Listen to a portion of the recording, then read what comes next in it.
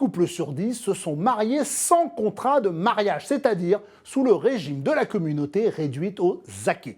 En cas de décès, le survivant recueille une partie des biens de l'autre, 25% en pleine propriété ou 100% en usufruit et 50% des biens communs.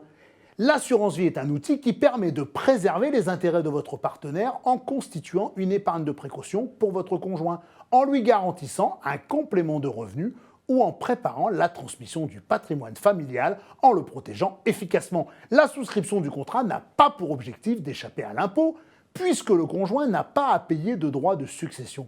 En revanche, cela permet d'augmenter la part à laquelle il a déjà légalement droit. Souscrire un contrat et désigner son conjoint comme bénéficiaire permet de lui attribuer une part d'héritage supérieure à celle qui lui reviendrait normalement. Pour les couples pacsés et les concubins, aucun droit minimum n'étant prévu en leur faveur, l'assurance vie est pratiquement le seul moyen de transmettre un capital en optimisant sa fiscalité. Le contrat peut être souscrit sous forme d'adhésion simple ou de coadhésion. Pour un contrat en adhésion simple, un des conjoints est désigné comme bénéficiaire. Grâce à la clause bénéficiaire, les droits octroyés au conjoint survivant peuvent être modulés. Pour les couples vivant en concubinage, l'assurance vie est très avantageuse en termes de fiscalité. En effet, cela permet de transmettre l'épargne aux concubins survivants en évitant la taxation sur les successions de 60%.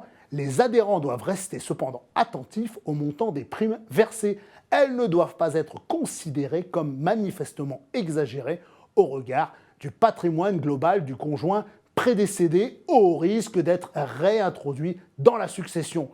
La coadhésion, elle n'est possible que pour les couples mariés sous le régime de la communauté. Les deux époux adhèrent alors à un même contrat qui peut être dénoué soit au décès du premier assuré souscripteur, dans le cadre d'une adhésion réciproque, soit au décès des deux assurés souscripteurs. On parle là d'adhésion conjointe. Ils sont tous les deux à la fois souscripteurs et assurés et les opérations devront être réalisées en concertation. Qu'il s'agisse d'arbitrage, de rachat, d'avance, choix des bénéficiaires, il faudra donc être attentif aux éventuelles situations de blocage. Pour une coadhésion avec dénouement au premier décès, le bénéficiaire désigné est le conjoint survivant. Le contrat prend fin au premier décès et perd son antériorité fiscale.